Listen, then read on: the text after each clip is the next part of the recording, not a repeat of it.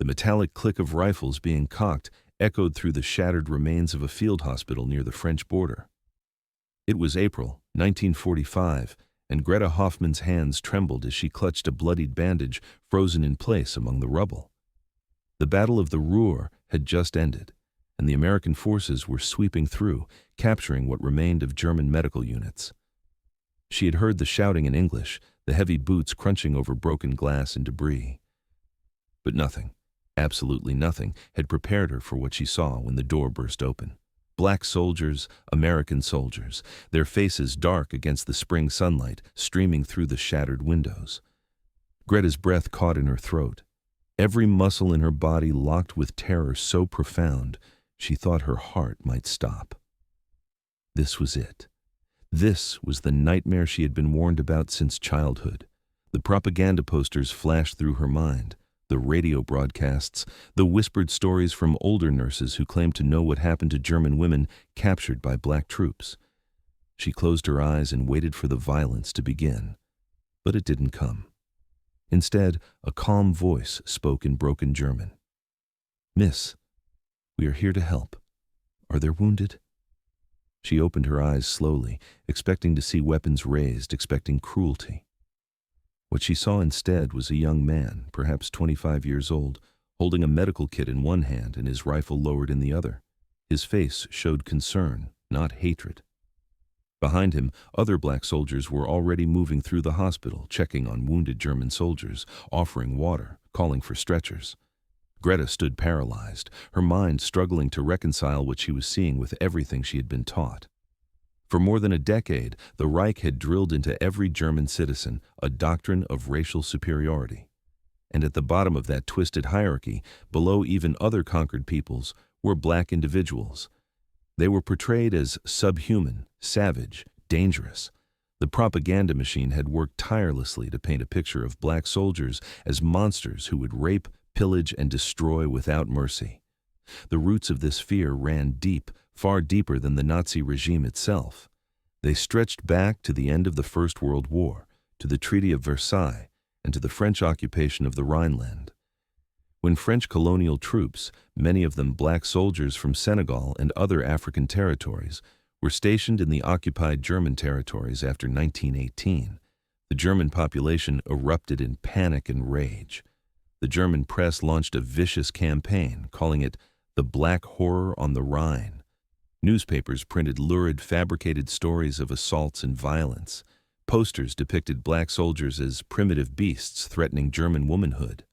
Children born from relationships between German women and black French soldiers were labeled Rhineland bastard, the Rhineland bastards. By the time the Nazis rose to power, these mixed-race children numbered only a few hundred, yet they became targets of forced sterilization. The regime used their existence as proof of Germany's supposed humiliation and racial contamination. Every German schoolchild learned about the Rhineland occupation as a national shame, a wound to German pride that could never be forgotten. When the Second World War began, this propaganda intensified 1,000-fold. The Ministry of Public Enlightenment and Propaganda, under Joseph Goebbels, produced endless materials warning German women about the dangers of capture, especially by non-white Allied forces. Radio broadcasts told stories, completely fabricated, of atrocities committed by black American soldiers. Pamphlets distributed to German women in auxiliary services painted nightmare scenarios of what awaited them if they fell into enemy hands. Greta had absorbed all of this. So had every other German woman serving near the front lines. They were nurses, radio operators, clerical staff, and auxiliaries for the Luftwaffe and Wehrmacht. By 1945, Germany was desperate for personnel, and women filled countless roles once reserved for men. This meant that when the Reich collapsed, thousands of German women found themselves in combat zones, vulnerable to capture. The fear was visceral and overwhelming. Maria Steinberg, a 23-year-old radio operator captured near Aachen, later wrote in her diary that when she first saw black American troops approaching her position, she and her fellow operators began to pray. Some women tried to hide. Others considered taking their own lives rather than face what they believed was inevitable. The propaganda had done its work perfectly. These women genuinely believed they were about to experience horrors beyond imagination. The reality that unfolded was so different from their expectations that many women initially thought it was a trick, a cruel game before the real torment began. When American forces, including segregated black units, captured German military personnel, they followed the Geneva Convention with meticulous precision. Prisoners were searched, documented, given food and water, and transported to collection points. The black soldiers who performed these duties were professional, disciplined, and often remarkably patient with prisoners who recoiled from them in terror. Sergeant James Wheeler of the 92nd Infantry Division, one of the segregated black combat units in Europe, later recalled the confusion on German prisoners' faces. "They looked at us like we were ghosts or demons," he said in a post-war interview, the women especially. "Some would shake, cry, refuse to look at us. We'd offer them water or a ration, and they'd flinch like we were about to strike them. It took time for them to understand we weren't there to hurt them." The numbers tell part of the story. By the end of the war, the United States had captured and processed hundreds of thousands of German prisoners, including several thousand women. These women were nurses, Signal Corps members, administrative personnel, and civilian auxiliaries caught in combat zones. While most German POWs were held in camps across the United States, the initial processing happened in Europe, often under the supervision of whatever units had captured them. For many German women, their first sustained contact with black Americans came at these processing centers or during transport to POW camps. Camp Lucky Strike in France, established near Le Havre, processed thousands of prisoners bound for America. Black quartermaster units, transportation companies, and military police detachments ran much of the camp's operations. German women arriving there expected brutality. What they found instead was bureaucratic efficiency mixed with unexpected kindness. Inga Müller, a nurse from Hamburg captured in April of 1945, described her first day at a processing camp in her post-war memoir. She and 50 other women had been transported by truck, guarded by black soldiers. "We sat in silence, pressed together, waiting for the worst," she wrote. "When the truck stopped and the canvas flap opened, we saw black faces and some women began to weep. But the soldier who helped us down said in simple German, 'Welcome, ladies, you are safe now.'" Safe. That word made no sense to us. The camp itself challenged every assumption. Yes, there was barbed wire. Yes, there were guard towers. But the conditions inside were unlike anything the propaganda had suggested. The women were given clean barracks, medical examinations by female personnel when possible, adequate food, and access to washing facilities. Black soldiers served as guards, administrators, and occasionally as translators when they had learned some German. Their conduct was professional, their treatment fair. This created profound cognitive dissonance. Everything these women had been taught about racial hierarchy was crumbling before their eyes. The supposedly inferior, savage people were treating them with dignity and respect. Meanwhile, their own supposedly superior nation lay in ruins, having led them into a catastrophic war that had destroyed everything they knew. The psychological impact was immense. Some women clung desperately to their indoctrination, insisting that the kind treatment was temporary, a trick to lower their guard. Others began to question everything immediately. Most fell somewhere in between, confused, frightened, but slowly beginning to recognize that they had been lied to on a massive scale. At Camp Lucky Strike and similar facilities, German women POWs began to observe details that their propaganda had never prepared them for. They noticed the organization, the discipline, the efficiency of the black units running the camps. They saw black soldiers reading books during breaks, writing letters home, playing musical instruments, laughing with each other. These were not the caricatures from the posters. These were educated, capable men doing their jobs with competence and, remarkably, without vengeance. Food became an early revelation. The standard American POW ration exceeded 3,200 calories per day, as required by the Geneva Convention. For women who had spent the last years of the war on increasingly meager rations, the abundance was shocking. Bread, meat, vegetables, coffee, sometimes even chocolate. Black soldiers serving in mess operations took pride in their work, ensuring that even enemy prisoners were well fed. "They gave us more food than we'd seen in years," one former prisoner recalled. "We couldn't understand it. Why feed your enemies so well?" The answer was simple but profound, and it took time for the German women to grasp it. America's strength came from its abundance, its industrial capacity, its resources. It could afford to feed prisoners generously because it had so much. And the men administering this abundance, regardless of their race, understood that civilized treatment of prisoners was both a legal obligation and a demonstration of American power. Within the first weeks of captivity, subtle transformations began. The initial terror started to fade, replaced by cautious observation. German women noticed that the black soldiers guarding them showed no interest in the violence the propaganda had promised. Instead, they were often more patient and understanding than white officers, perhaps because many of them understood what it meant to be judged unfairly based on appearance. There were moments of unexpected humanity that broke through the walls of fear. A guard sharing a photograph of his family back home, a medic treating a prisoner's infected wound with gentle care, a cook giving extra portions to women who looked particularly thin and malnourished. Each small act of kindness was a hammer blow against the edifice of lies these women had been raised to believe. By the time transport ships began carrying German POWs across the Atlantic to camps in the United States, many women had already begun the painful process of unlearning their indoctrination. But the journey ahead would deepen these lessons in ways they could never have imagined. They were about to enter a country they had been taught was their mortal enemy, guarded by men they had been taught were subhuman. What they would discover there would transform not just their understanding of race, but their entire conception of what strength, civilization, and humanity truly meant. The ships that carried them westward were crowded but safe. Black naval personnel helped manage the transport, ensuring prisoners had adequate food, water, and medical care during the crossing. As the German women watched the coast of Europe disappear behind them, many wondered what awaited them in America. They had been told it was a land of degeneracy and chaos.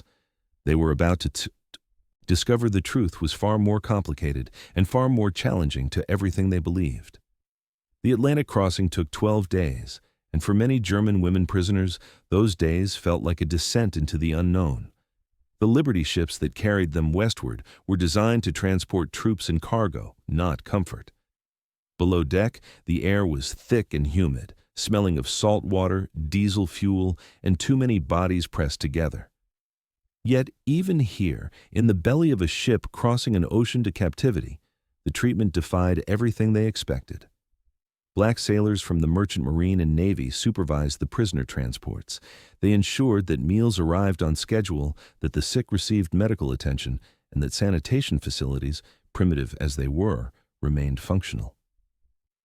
Greta Hoffman, the nurse who had frozen in terror during her capture, found herself watching these men with growing confusion. They worked with efficiency and discipline, showing neither cruelty nor excessive familiarity. When one young woman became violently seasick, vomiting until she was too weak to stand, it was a black medic who treated her with the same care he would have given his own sister.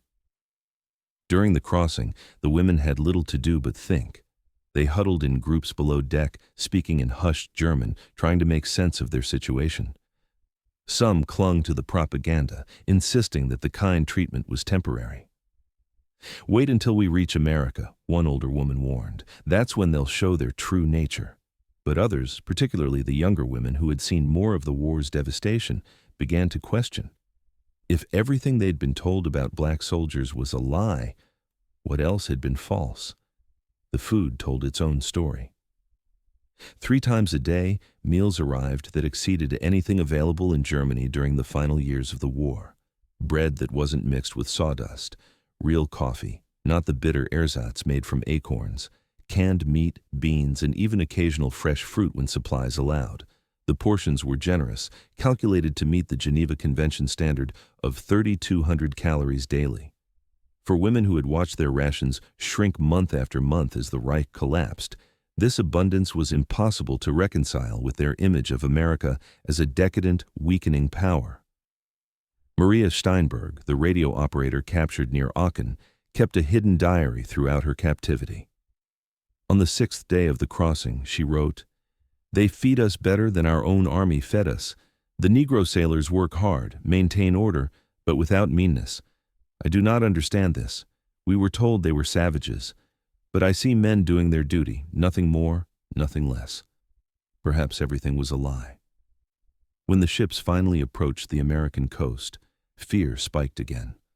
The women crowded the small portholes, catching glimpses of the New York harbor, the Statue of Liberty rising from the water like a ghost. Some wept, overwhelmed by the finality of it. They were truly in enemy territory now, thousands of miles from home, at the mercy of a nation they had fought. The propaganda had painted America as a land of violence and disorder. What awaited them beyond the docks? The answer came quickly. Upon disembarkation, the prisoners were processed through military facilities managed largely by black quartermaster and military police units.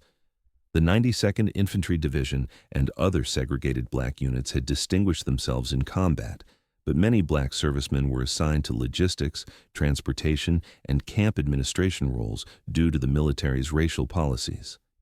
This meant that German POWs often found themselves under the direct supervision of the very people they had been taught to fear most.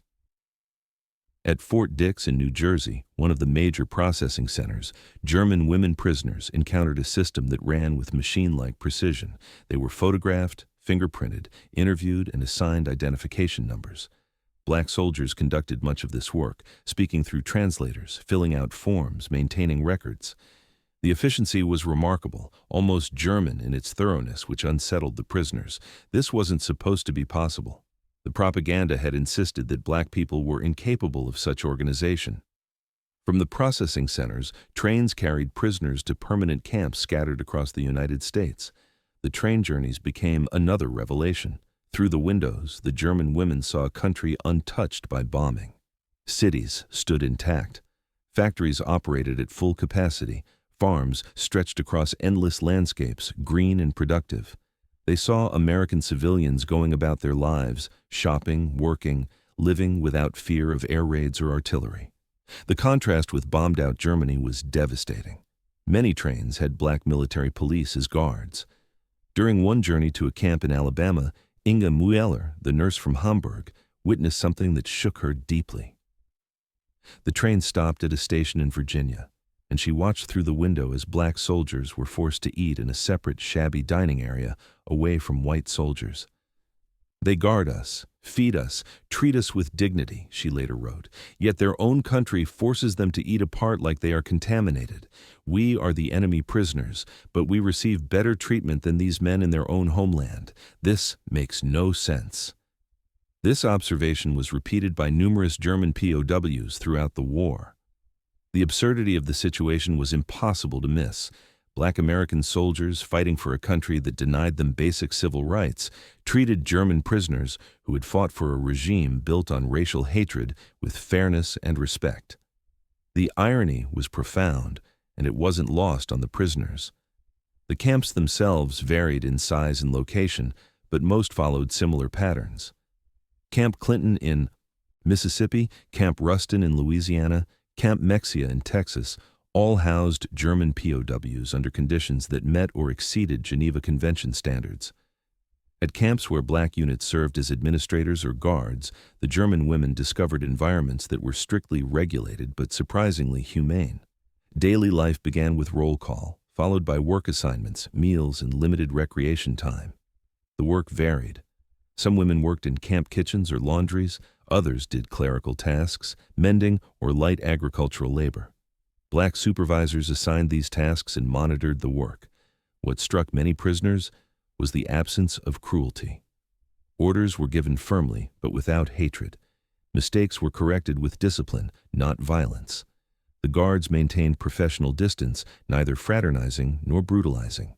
By mid-1945, the United States held over 370,000 German prisoners of war on American soil. Of these, approximately 3,000 to 5,000 were women, most of them nurses or auxiliary personnel. The exact numbers remain disputed by historians, as record-keeping for female POWs was less systematic than for males. But the testimonies from these women provide consistent accounts of their treatment, particularly when under the supervision of Black American soldiers. The Geneva Convention required that prisoners be treated humanely, provided adequate food and shelter, protected from violence, and allowed to write letters home. The United States followed these rules meticulously, partly from genuine humanitarian concern, partly to ensure reciprocal treatment of American POWs in enemy hands, and partly as a demonstration of American civilization and power. Black soldiers, despite facing discrimination in their own society, upheld these standards with remarkable dedication. At Camp Ruston in Louisiana, a facility that held over 4,000 German POWs, Black military police maintained order and security. Anna Richter, a signals operator captured in France, remembered her first day at the camp with startling clarity. The Negro sergeant who processed us spoke perfect German, she recalled in a 1968 interview. He had studied at university before the war. He was educated, articulate, patient with our fear. Everything we'd been taught said this was impossible. But there he stood, proof that we'd been lied to. Food remained a constant source of amazement. Camp kitchens served meals that seemed extravagant to women who had survived the hunger winters of the war. Breakfast brought oatmeal, eggs, bread, and coffee. Lunch and dinner included meat, vegetables, potatoes, and dessert. On Sundays, special meals sometimes featured chicken or roast beef. Black cooks took pride in their work, often going beyond requirements to ensure the food was well prepared and plentiful. I gained weight in captivity, Maria Steinberg wrote in her diary. We all did. While our families at home, starved in the ruins, we prisoners ate like we had never eaten during the war. The shame of this is terrible. But the Negro cooks who prepared our meals showed no resentment. They simply did their work with skill and pride. Beyond the basic necessities, the camps offered educational programs and recreation. Libraries stocked with German language books allowed prisoners to read. Some camps organized classes where prisoners could learn English or other skills. Musical instruments were sometimes available, and prisoners formed small orchestras or choirs. Black guards often listened to these performances, showing appreciation for the music, creating moments of shared humanity across the divide of war and race.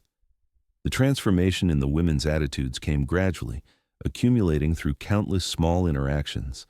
A guard sharing a cigarette during a break, a medic treating a sprained ankle with gentle competence, an administrator helping a prisoner compose a letter home to her family. Each act chipped away at the foundation of hatred and fear the propaganda had built. Lieutenant Dorothy Miller, one of the few black female officers in the Women's Army Corps, served as a liaison at several camps housing female German POWs. Her presence was particularly significant. Here was a black woman in a position of authority, educated, articulate, commanding respect from both white and black soldiers. For German women prisoners who had been taught that black people were inferior and that women belonged in subservient roles, Lieutenant Miller represented an impossible contradiction that forced them to confront their indoctrination. They stared at me, Miller recalled in her memoirs, some with fear, others with confusion, a few with what I eventually recognized as shame. Shame that they had believed such terrible things about people they'd never met. I tried to be fair, firm, and kind. I wanted them to see that their propaganda had been poison. By summer of 1945, as news of Germany's total surrender reached the camps, the psychological transformation among many prisoners was already well underway. The initial terror had faded. The expectations of brutality had been proven false. What remained was a painful reckoning with truth. These women had fought for a regime that promised them racial superiority while leading their nation to ruin. Now they found themselves treated with dignity by the very people their leaders had declared subhuman. Letters home, though censored, began to reflect this change. Prisoners wrote cautiously, knowing their words would be read by camp officials. But even within those constraints, messages seeped through. "The guards are not what we expected," one woman wrote to her sister. "They are strict but fair. We are treated well." Another wrote, "I am safe, I am fed. I am learning that much of what we were told was not true." Some families in Germany refused to believe these letters. The propaganda had been too thorough, the lies too deeply embedded. How could American soldiers, particularly black soldiers, treat German prisoners kindly? It had to be a trick, a deception. But as more letters arrived, telling the same story, doubt began to creep in. Perhaps the unthinkable was true. Perhaps everything had been a lie. The most profound changes happened in quiet moments. Greta Hoffmann, the nurse, found herself one day working alongside a black medic in the camp infirmary. They were treating a prisoner with a severe infection, working in tandem, passing instruments, coordinating care. For a moment, she forgot he was black, forgot she was German, forgot the war entirely. They were simply two medical professionals trying to save a life. When the patient's fever broke, the medic smiled and said in broken German, "Good work, nurse." She nodded, unable to speak, overwhelmed by the simple humanity of the moment. These experiences accumulated, creating cracks in walls of hatred that had taken years to build. The women began to see their guards not as monsters or abstractions, but as individuals. Men with families, with hopes, with kindness and flaws like anyone else.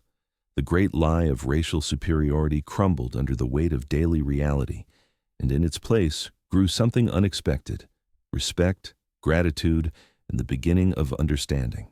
As the months passed and summer turned to autumn in 1945, daily routines in the POW camps established a rhythm that slowly normalized what had once seemed impossible. German women prisoners woke each morning to roll call conducted by black sergeants whose commands rang clear across the compound. They worked under black supervisors, ate food prepared by black cooks, received medical care from black medics, and spent their evenings in barracks guarded by black soldiers. What had begun as terror had evolved into cautious acceptance, and for many, something deeper: genuine respect. The work assignments varied by camp and individual capability. At Camp Clinton in Mississippi, Ing Mueller found herself assigned to the camp library, cataloging books and assisting with educational programs. Her supervisor was Corporal Thomas Washington, a former teacher from Chicago who had enlisted after Pearl Harbor. He spoke some German, having studied it in university, and took his educational duties seriously. Under his guidance, the library became more than just a storage room for books. It became a place of transformation. Corporal Washington brought us books about America, Ing wrote in her memoir years later. Not propaganda, but real books: history, literature, science. He said that if we were going to rebuild Germany after the war, we needed to understand the truth, not the lies we'd been fed. He treated education as sacred. I had never met a Negro before captivity. Now I was learning from one, and he knew more than most German professors I had encountered. The educational programs in the camps were extensive and deliberate. The United States Army understood that these prisoners would eventually return to Germany, and there was strategic value in sending them home with favorable impressions of American democracy and culture. Classes offered English language instruction, vocational training, and even democratic civics. Black instructors often taught these courses, presenting yet another contradiction to Nazi racial theories. How could supposedly inferior people teach complex subjects with such competence and knowledge? At Camp Ruston in Louisiana, Maria Steinberg attended evening classes in English conversation. Her instructor was Sergeant James Carter, who had grown up in Harlem and spoke with an eloquence that astonished his students. He quoted Shakespeare, Maria recalled. Shakespeare, in perfect English, explaining the nuances of the language, the poetry, the meaning. We sat there, former members of the master race, being taught literature by a man our Führer had declared subhuman. The absurdity was crushing. The mathematics of abundance continued to challenge everything the prisoners had believed about American weakness. Each day brought fresh evidence of a prosperity so vast it seemed almost wasteful to women who had known scarcity. The camp at Fort Dix processed tons of supplies daily: crates of food, medical supplies, clothing, equipment. Black quartermaster units managed this flow with impressive efficiency, tracking inventory, maintaining schedules, ensuring nothing was wasted despite the overwhelming volume. One prisoner calculated the calories: 3,200 per day, multiplied by thousands of prisoners, multiplied by hundreds of camps across America. The numbers were staggering. America could feed its enemies better than Germany could feed its own soldiers, Anna Richter observed. This wasn't just defeat. This was annihilation of everything we thought we knew about strength and weakness. The camps themselves demonstrated organizational capability that rivaled German efficiency. Schedules ran precisely. Medical care was prompt and competent. Disciplinary procedures followed clear rules. Complaints could be filed through proper channels and were actually investigated. Black administrators maintained these systems with professionalism that contradicted every stereotype the Nazi regime had promoted. Then there were the visitors. In late 1945, some camps received unexpected guests, members of the Tuskegee Airmen, the all-black fighter pilot unit that had distinguished itself in combat over Europe. These men came to camps as part of morale programs for the Guards, but their presence had an enormous impact on the German prisoners. The sight of black pilots in their uniforms, wearing combat decorations, speaking confidently about their missions, shattered yet another Nazi lie. The Reich had insisted that black people lacked the intelligence and coordination for complex tasks like flying aircraft. Yet here stood men, who had piloted P-51 Mustangs in combat, who had escorted bombers over Germany, who had shot down Luftwaffe fighters. Some of the German women prisoners had served in air defense or communications roles. They knew exactly what these red-tailed fighters had done to German air superiority. Greta Hoffmann attended a presentation by 3 Tuskegee pilots at her camp. They spoke about their training, their missions, their pride in serving despite the discrimination they faced at home, she remembered. One pilot described shooting down a German fighter over Munich, my hometown.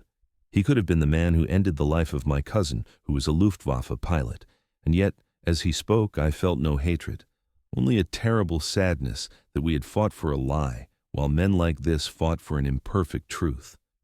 The letters home became more detailed as censorship relaxed slightly after the war's end. Prisoners tried to explain to their families what they were experiencing, but the words seemed inadequate. How could they describe the kindness of guards who had every reason to hate them? How could they convey the shock of being treated as human beings by people they'd been taught to despise? Dearest Mother, Anna Richter wrote in October of 1945, I know you will not believe what I tell you, but I must speak the truth. The Negro soldiers who guard us are good men. They are educated, disciplined, and kind. They share photographs of their families. They speak of their hopes for after the war. One guard, Private Williams, has a daughter my age. He showed me her picture.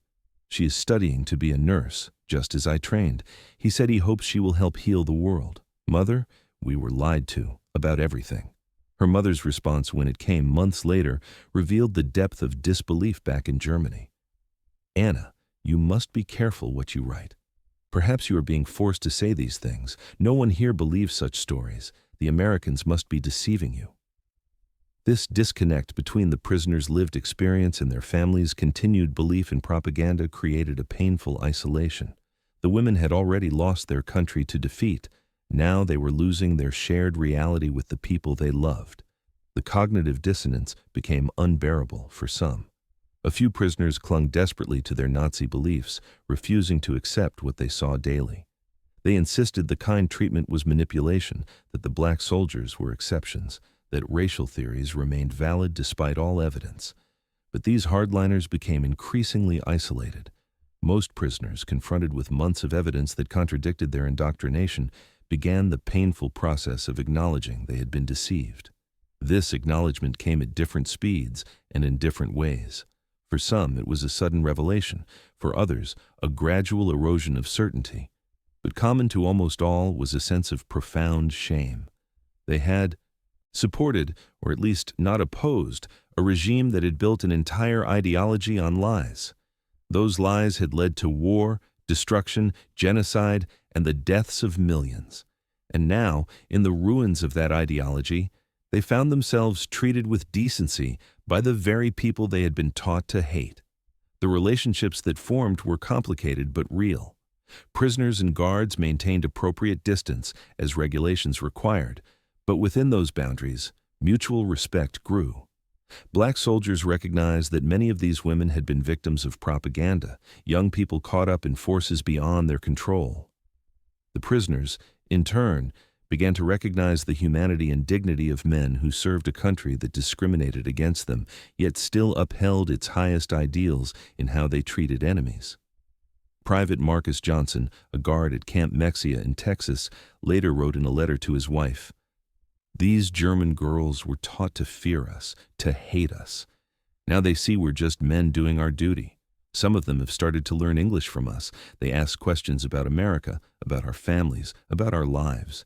It's strange being feared and then being respected. Makes you think about what this war was really about."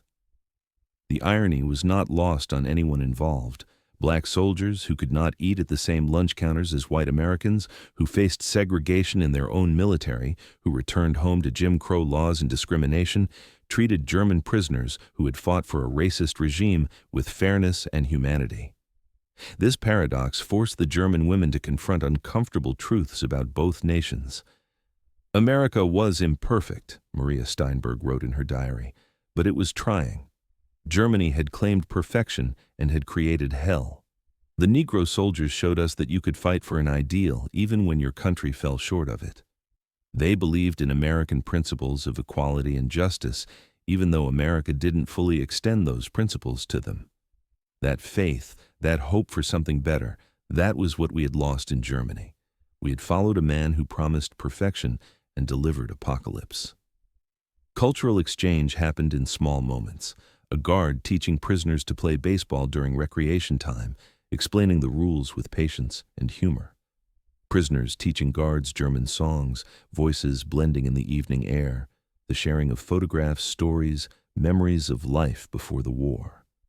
These moments of connection, however brief, built bridges across chasms of hatred that had seemed unbridgeable. The food continued to astound. Even as 1945 turned to 1946 and the urgency of war gave way to the complexities of peace, the POW rations remained generous. Black cooks in camp kitchens took pride in their work, sometimes preparing special meals for holidays or celebrations. When Thanksgiving came, the prisoners received turkey, stuffing, cranberries, and pie. "We were the defeated enemy," Anna Richter noted, "and we ate better than we had on Christmas in Germany before the war." Medical care demonstrated American commitment to the Geneva Convention. Black medics and doctors treated prisoners with the same care they gave American soldiers. When Greta Hoffman developed appendicitis, she was rushed to a military hospital where a black surgeon performed the operation. "He saved my life," she said simply in a post-war interview. "A Negro doctor, using American medicine, American technology, American skill. I would have died in Germany. Our hospitals were bombed, our supplies gone. But here, they saved the life of an enemy. That is civilization. That is what we claim to be, and were not." By the spring of 1946, as preparations began for repatriation, the transformation was nearly complete. The terrified women who had cowered at the sight of black soldiers had become prisoners who respected their guards, who had learned from their teachers, who had been healed by their medics. They had witnessed a paradox that would shape their understanding for the rest of their lives, that the people they had been taught to fear most had shown them the greatest kindness, and that true strength lay not in claims of racial superiority, but in the simple dignity of treating all people as human beings deserving of respect. The ships that carried German prisoners back to Europe in 1946 and 1947 moved slowly through gray Atlantic waters. Below deck, the women who had spent months or years in American captivity sat in silence, contemplating what awaited them. They had left Germany as believers in the Reich's promises of supremacy. They were returning as witnesses to its complete moral and material bankruptcy. The contrast between the America they were leaving and the Germany they were approaching could not have been more stark. When the ships docked at Bremerhaven or Hamburg, the returning prisoners stepped onto soil that barely resembled their homeland. Cities lay in ruins, entire blocks reduced to rubble. Refugees crowded the streets, displaced persons wandering in search of lost families. Food was scarce, housing scarcer still. The winter of 1946 to 1947, known as the Hunger Winter, killed thousands of Germans who had survived the war only to face starvation in peace. The women who had gained weight in American captivity returned to a land where children begged for scraps and the elderly died quietly in unheated rooms. Inga Mueller arrived in Hamburg to find her childhood neighborhood erased. Where her family's home had stood, there was only a crater filled with debris. Her parents were dead, killed in a bombing raid in 1943. Her brother was missing, presumed dead on the Eastern Front. She stood in the ruins with her small bag of possessions, including an English-German dictionary given to her by Corporal Washington, and tried to comprehend the totality of the loss. Germany had gambled everything on Hitler's promises and had lost not just the war, but its soul. The returning prisoners carried with them something unusual, positive stories about their captors, particularly about the Black American soldiers who had guarded and supervised them. In a devastated Germany where bitterness and resentment could easily have taken root, these testimonies offered a different narrative. The enemy had not been the monsters Nazi propaganda had portrayed. They had been human beings, often remarkably kind human beings, who had treated defeated Germans with a dignity that Germany itself had denied to millions. But sharing these stories was complicated. In the immediate post-war period, many Germans struggled to process their defeat and the revelations of the Holocaust. Admitting that they had been wrong about racial hierarchies meant confronting the full horror of what their nation had done. Some returning prisoners found their accounts met with skepticism or hostility. "You were brainwashed," one woman was told by her uncle. "The Americans made you say these things." Others accused them of betraying German pride by speaking positively of their captors. Yet the testimonies persisted. Maria Steinberg began writing her memoir in 1948, working in a cold apartment in Berlin, recording her experiences before memory faded. "I write this not as apology, but as warning," she wrote in the introduction. "We believed lies about people we never met. Those lies led us to support evil. When I finally met the men we were taught to hate, they showed me kindness I did not deserve. If we are to rebuild Germany, we must build it on truth, not the comfortable fictions that destroyed us." Her memoir, published in 1952, became one of several accounts by German women POWs that challenged prevailing attitudes. Anna Richter wrote articles for German newspapers describing her captivity, emphasizing the professionalism and humanity of her Black American guards. Greta Hoffman gave lectures to nursing students about medical care in the POW camps, praising the skill of Black medics and doctors who had treated her. Each testimony added to a growing body of evidence that racial theories were not just wrong, but catastrophically dangerous. The impact on German society was gradual but significant. West Germany's reconstruction in the 1950s and 60s occurred under American influence, with hundreds of thousands of American troops stationed on German soil. Among those troops were Black servicemen, and Germans who had believed Nazi propaganda about Black people now encountered them as occupiers, administrators, and neighbors. The testimonies of former prisoners helped prepare the ground for this interaction, offering Germans a framework for understanding that racial prejudice was both morally wrong and practically counterproductive.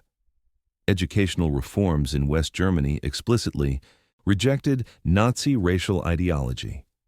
Textbooks that had once taught the inferiority of non-white peoples were replaced with materials emphasizing human equality and dignity. Former prisoners, including women who had been held in American camps, sometimes participated in these educational efforts, speaking to students about the dangers of propaganda and the importance of judging people as individuals rather than racial categories. Not all the women returned to Germany. Some chose to remain in America, and a small number married Black American soldiers they had met during their captivity or shortly after. These marriages were controversial on both sides of the Atlantic. In America, where anti-miscegenation laws still existed in many states, interracial marriage was legally prohibited in some jurisdictions until the Supreme Court's Loving v. Virginia decision in 1967. In Germany, families often reacted with shock and disapproval when daughters who had been prisoners married Black Americans. Elizabeth Werner was one such woman. Captured in 1945 at age 22, she had worked in the camp library at Fort Dix under the supervision of Sergeant David Freeman. After the war, Freeman returned to civilian life as a teacher in Philadelphia. Elizabeth, repatriated to Germany, found herself unable to forget the kindness and intelligence of the man who had treated her with respect when she expected hatred.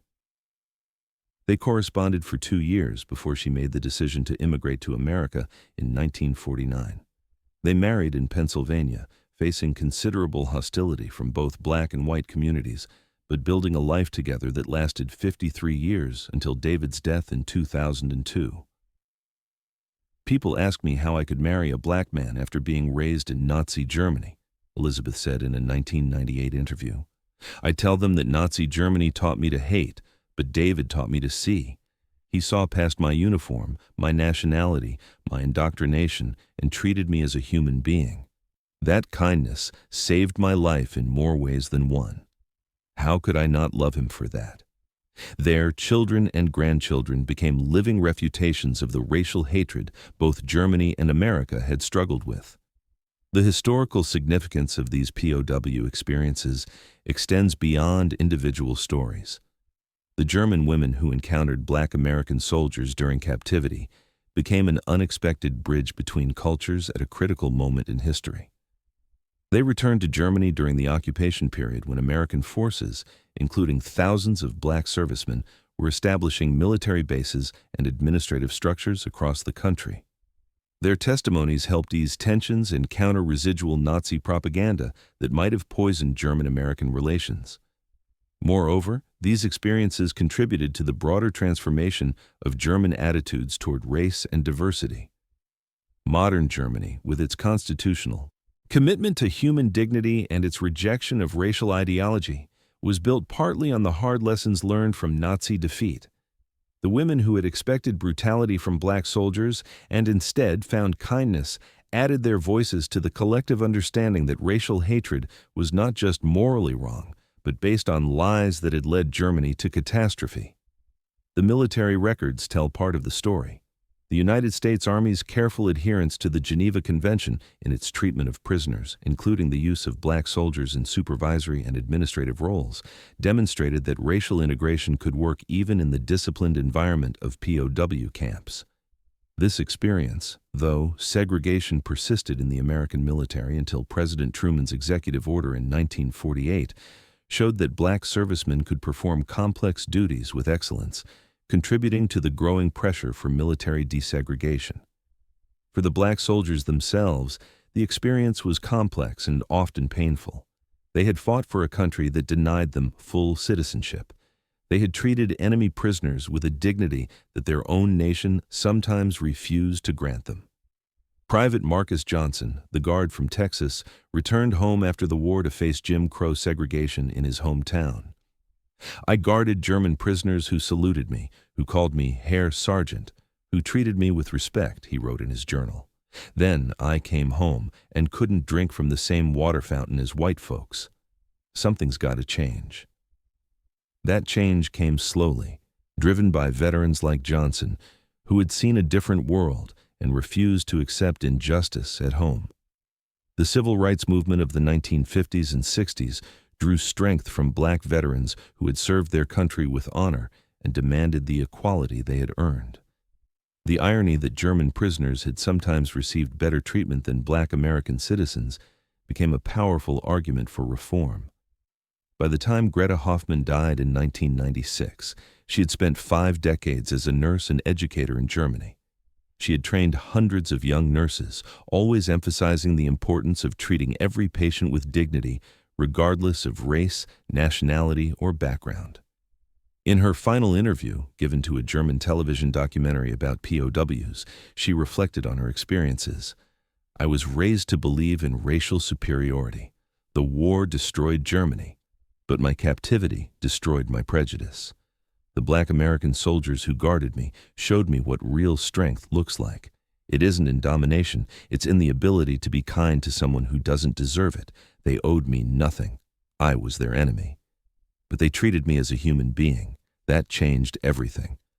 Maria Steinberg's memoir became required reading in some German schools, used to teach students about the dangers of propaganda and the importance of critical thinking. Her description of Sergeant James Carter teaching Shakespeare to former Nazis became a powerful symbol of education's role in overcoming hatred. When she died in 2004, her obituary in Der Spiegel noted that she had spent her life bearing witness to the humanity of those she had been taught to hate. Anna Richter returned to America in 1968 for the funeral of one of her former guards, Corporal Thomas Washington. She traveled to Chicago, where hundreds of mourners, including many former students, gathered to honor the man who had spent his life as an educator. She was introduced as a friend from the war and spoke briefly about how Corporal Washington had opened her eyes to truth when she was imprisoned by lies. "He was my guard," she said, "but he became my teacher and ultimately my friend. He showed me that liberation sometimes comes through captivity, when captivity forces you to see what freedom really means." The lesson of these experiences resonates across decades. In a world still struggling with racism, nationalism, and tribalism, the story of German women who feared Black American soldiers only to discover their kindness offers a powerful counter-narrative. It demonstrates that prejudice is learned and can be unlearned. That propaganda, no matter how pervasive, cannot permanently overcome human decency. That the people we are taught to fear often turn out to be the people who teach us the most important lessons. The greatest irony remains: the women who expected to meet monsters found men of honor. The soldiers they had been taught represented the lowest form of humanity showed them the highest form of dignity. In the ruins of Nazi ideology, kindness became the most powerful weapon. The Black American servicemen who treated German prisoners with respect did more to defeat fascism than any bomb or bullet could accomplish. They proved through their actions that the Nazi vision of racial hierarchy was not just morally bankrupt, but fundamentally false. As the last survivors of that generation pass away, their testimonies remain. Recorded in memoirs, interviews, letters, and official documents, these accounts preserve a crucial truth: that even in the darkest moments of history, humanity can prevail. That those we fear most may be those who save us. That kindness, extended even to enemies, can transform the world in ways violence never could. The German women who returned from American captivity carried that message home, and in doing so, helped build a Germany that would never again embrace the lies that had destroyed it. They learned, in the most unexpected way possible, that the measure of civilization is not in how you treat your friends, but in how you treat those you have every reason to hate.